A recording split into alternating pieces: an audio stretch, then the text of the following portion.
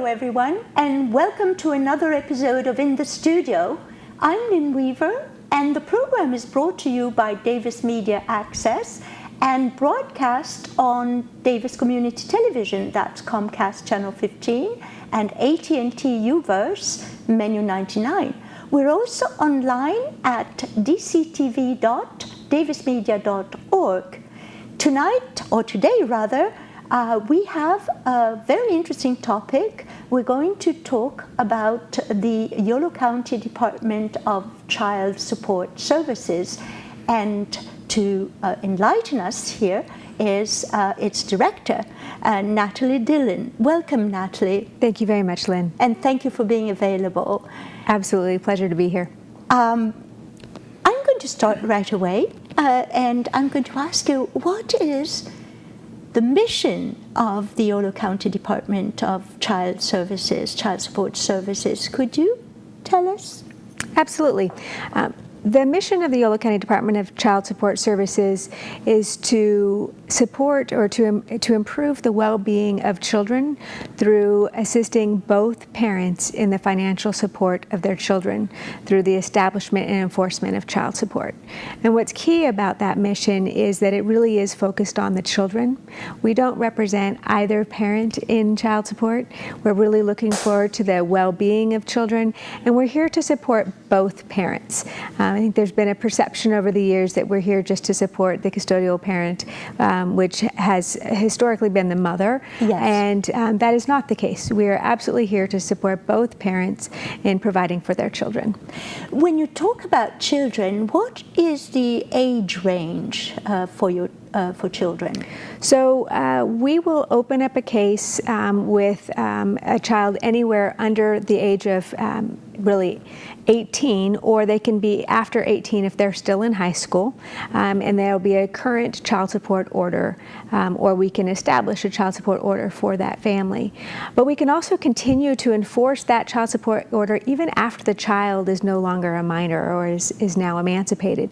So the child could be an adult, and we would still be enforcing that child support order many years after they're 18 years old. That is very interesting, yes.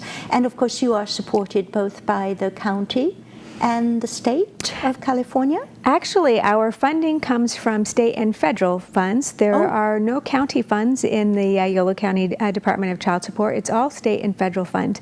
We are a county-delivered program, though, so we have county employees, but all of our funding is state and federal. Very, very nice, very interesting. And who is eligible? I assume Yolo County residents alone, but the parent may be living somewhere else. Absolutely. So California has the nation has a child support program, and the state of California is the oversight agency, and then in each county there's a local child support agency. In Yolo, we, as long as the custodian of the child is in Yolo County, we will enforce or establish that child support order. Anyone, regardless of your economic background, is eligible for services. If you're low income or have a history of public assistance, then it's free services. Otherwise, it's a maximum of $25 fee per year. That's it, and that's assuming we collect over $500 for a year. So it's very low-cost services, if not free, and available to anyone, any custodian who lives in Yolo County. And as you mentioned, even if the other parent lives in another county, another state, or another country, we can still enforce the child support order. Not all countries do we have reciprocity with, so we may not be able to enforce in all countries, so it will depend somewhat on where the other parent lives, but we absolutely have cases around the world. How very interesting. You have many services, of course, but I'm particularly interested in a couple of them, and child support. It's a vital service. How does it work? Meaning, does one parent, the custodial parent, contact you? Scenario number one, my partner does not pay for my child support. Is that a good scenario, or is it starting point? That is a scenario, absolutely. It really runs the gamut. So it can be either parent can open a case. So it could be the non-custodial parent, or mother or father can come in and apply for services, and that can happen at birth of the child. It can happen at the time of divorce. It can happen at the time of the relationship breakup. So it can happen at any time. At any time. And this is regardless the financial That's right. earnings of one or the other parent. That's right. And that's one of the misperceptions that I would like to address. I think there's a perception that the county child support program is available for folks who receive public assistance who may have some financial challenges, and that is not the case. It is available to anyone and everyone who is in need of these types of services. And presumably, they contact your department, Natalie, when there is a conflict.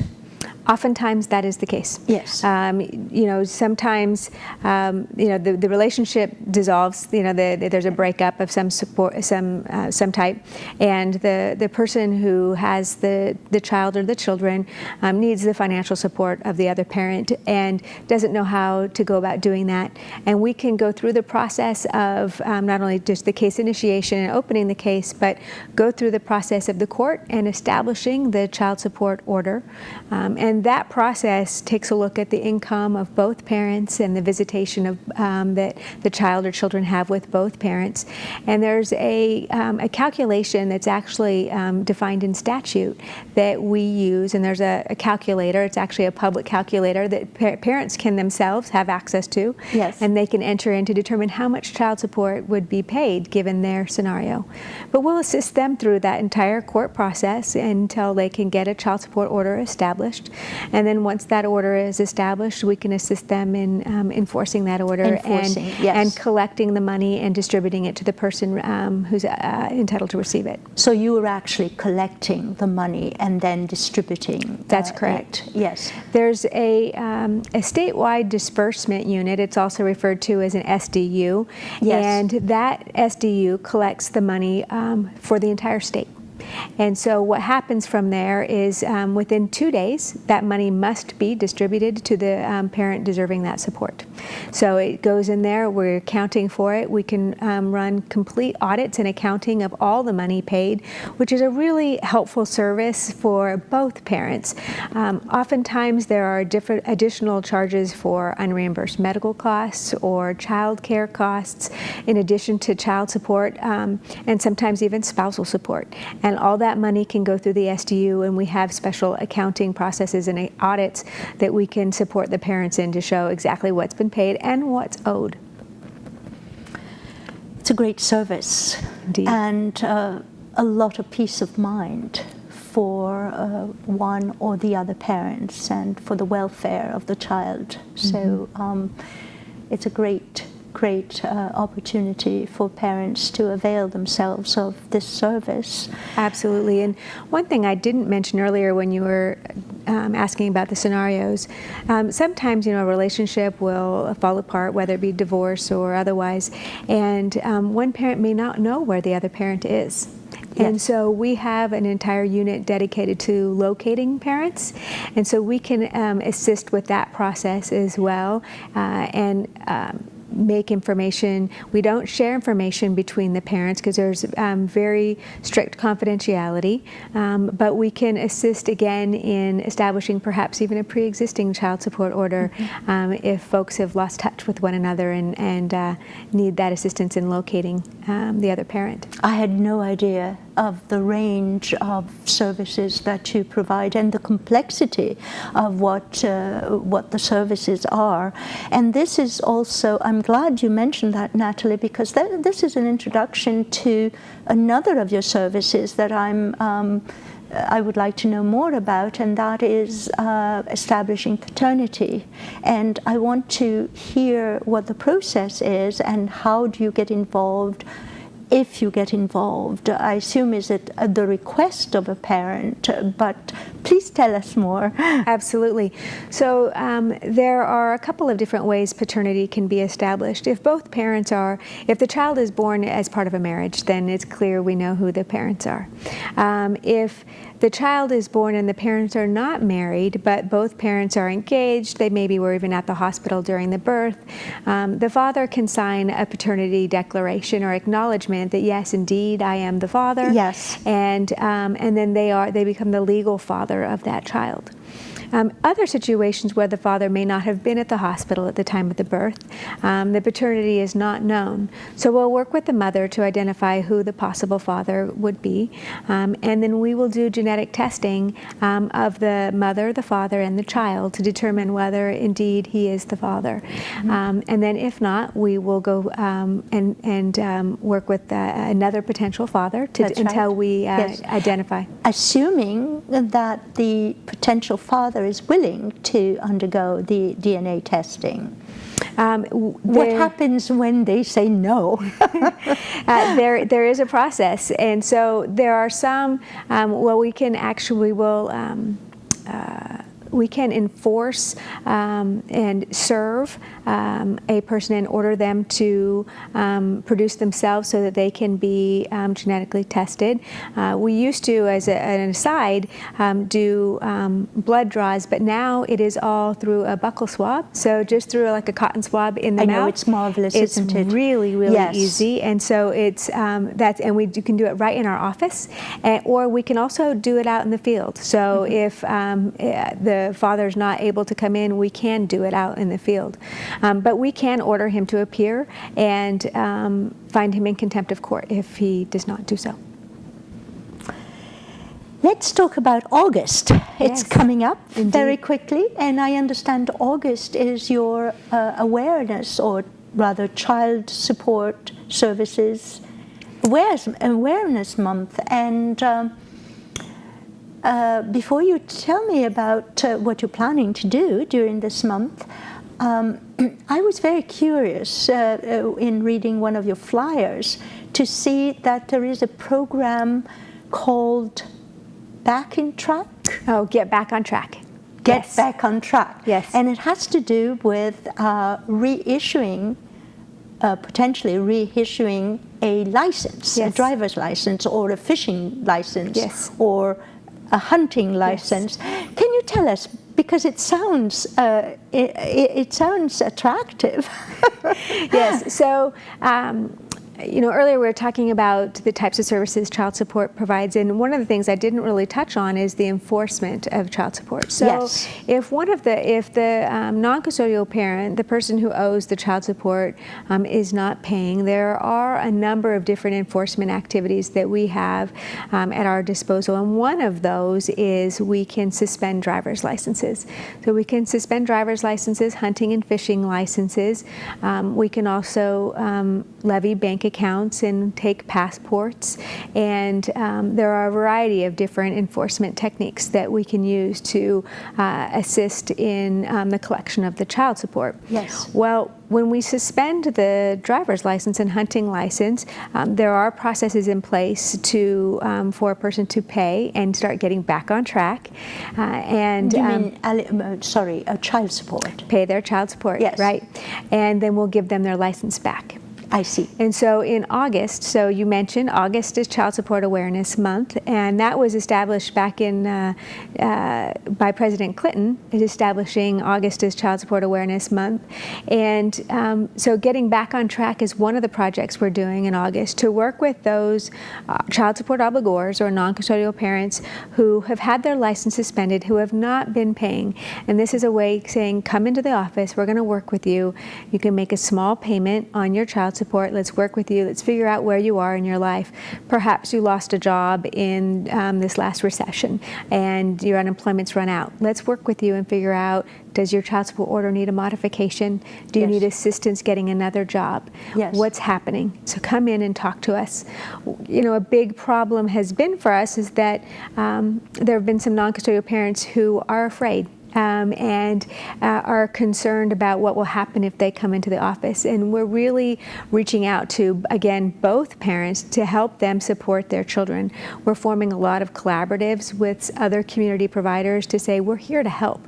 We'll help you get over to the Department of Employment and Social Services to look for work. They have some great programs. And there's a lot of other collaboratives we're developing to assist moms and dads in financially supporting their children. But Get Back on Track is one example of an August project we're doing to work with those folks who have not been paying their child support to help get them back on track. And of course, to clarify, getting your license, especially your driver's license back, is possible assuming that it's been revoked solely because the parent hasn't paid the child support, not because of a reckless driving or anything like that. Absolutely. I just wanted to make sure that this was clear. Yeah. This was clear. Yes. Absolutely. What else are you planning for August? So we're having a series of workshops also in August. One of the things that we're really trying to accomplish is getting information out about child support services. So many people don't know that the program Precisely, exists. and this is I'm so grateful that you came on the show today. Yes, the timing is excellent. This is just really perfect. So we're having a couple of different workshops. Two of them are going to be focused on modifications. So again, with the recession, people's lives have changed, jobs have changed, unemployment may have changed, and so perhaps their child support order needs to be modified. And that's a legal process that we can again assist them through. And so we'll have two workshops on the modifications. There's another program that's called Compromise of Arrears. And Compromise of Arrears is a program where literally if somebody has a certain type of child support debt, so if the other parent was receiving public assistance and that money is owed to reimburse the government for the cost of the welfare payments or the public assistance payments, the child support obligor might be able to compromise that debt or a portion of it. And so we're going to have these two workshops to educate parents about what that looks like and how one might be able to qualify. They still need to make a payment on their arrears. They still need to work with us, and we need to understand their life circumstances and their financial situation. But we're going to have two different workshops in the month of August specifically about COPE, Compromise of Arrears program. Wonderful. And what are the dates? Yes, the dates are... So for Compromise of Arrears, it's going to be Saturday, August 9th at 10 in the morning and Tuesday, August 19th also at 10 in the morning. And then the Modifying Court Orders is going to be Monday, August 11th at 3 p.m. or Monday, August 25th at 6 p.m. And this information is on your website. Absolutely. And perhaps if we can display the website, there we go. You can go and browse. Actually, it's a very good. I'm doing a little detour here, but it's a great website. I was exploring it the other day, preparing for the interview, and I noticed there are two very interesting web pages, at least to me. And one is the Frequently Asked Questions website. Web page, and it's very comprehensive, and basically it anticipates any question that you may have. And the other page that I found very useful is Resources and Links, and that really connects you to a world of information, a wealth and world of information about the services, and it's really worth exploring. Thank you. We've actually just recently gone through an effort to redesign our website. And it shows. Thank you. One thing I'd like to additionally point out is we have it organized by, there's a page dedicated to parents. Yes. So if you're either a custodial parent or a non-custodial parent, we have a lot of information. Or if you're interested in applying for services, there's a button right there where you can do apply for services, and you can do it all online. That's right. The forms are on there, and if you want to modify a child support order, you can also do that online or start that process. Yes. And that's really easy. The other page I wanted to mention is the employer page. I noticed that, yes. The vast majority of child support is paid through an income withholding order or a wage garnishment. And so employers have... You have to explain that. that? Yes. So if a non-custodial parent is employed, then we will send what's referred to as an income withholding order directly to the employer, and they will garnish that employee's wages, and that money is sent automatically to the STU. So the employee doesn't have to write a monthly check. It goes right away, comes out of their paycheck, and it's really easy. It's about 74% of all child support nationally is paid through by employers and through income withholding orders. Like a withholding, like exactly. health insurance. That's or whatever exactly it is. right. Yes. So employers end up having a lot of questions, and so we have an employer page, and there's a piece too because we establish medical support orders, and so having both parents be responsible for health insurance for the children, and so there are a number of questions employers might have around health insurance and medical support, and there's information on our website about that as well. How many people work for you in the department? It seems like you have a very, very big job. We do have a big job. There are 55 staff. We have about 8,000 cases. Oh. Yeah. And of course you are the director. Being the director, you have to supervise, and actually it's interesting because I'm really curious. Can you perhaps summarize for us one of your typical days? One of my personal typical days. At the office. At the office. Yes. Starting with breakfast, if you have it. Some days not. There really aren't, I don't know that there's so much a typical day, but a lot of what I do Why don't we do the best day and the worst day? Okay, so what I really enjoy doing is, there's really, I'd say two things that I really enjoy doing. One is collaborating with other departments to create programs that are available for our customers to improve their own lives and therefore improve the lives of their children. And so that's really exciting, and we've been working with a lot of different providers. I mentioned Department of Employment and Social Services. We're working with the probation department, and there are a number of others. There's a new construction training program that's opened in Woodland that we're working with. And so if we can improve the lives of parents, that will help them improve the lives of their children, and so that's really exciting. Yes. The other thing I really enjoy doing is we have some excellent staff. Our staff are outstanding, and they're really committed to the program and care a lot about it. This is a program that's you kind of fall in love with, and it's really, it is important work, and so it's exciting working with staff who are engaged and are really working to, again, help families. Typical day. Typical day, a lot of meetings, a lot of meetings with other partners, a lot of meetings with staff addressing policy issues. I mentioned that the state is the oversight agency, so we'll get sometimes policy direction from them, so it's determining how that might be implemented locally. A lot of auditing, perhaps. I don't do so much auditing, but I have a fiscal unit that is focused on doing audits, and they do a lot of that. So there are sometimes policy issues that address some audits. Technology is another thing that we spend some time with.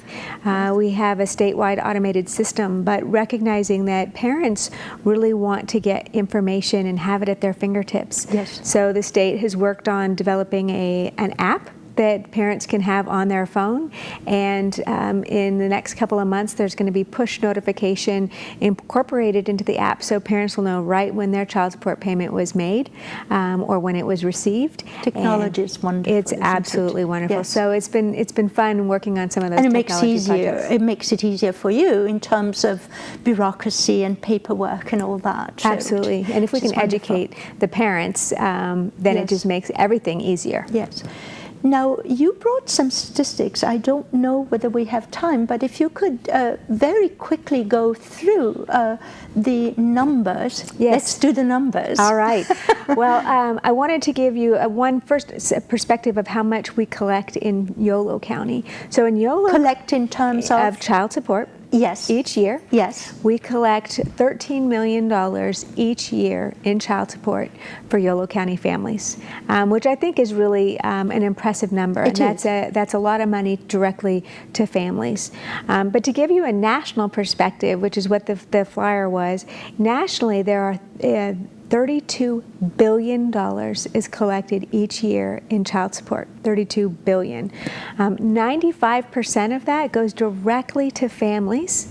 About 5% goes to recover some of the welfare costs I referenced earlier. Yes. So again, $32 billion. I think that's a really impressive number.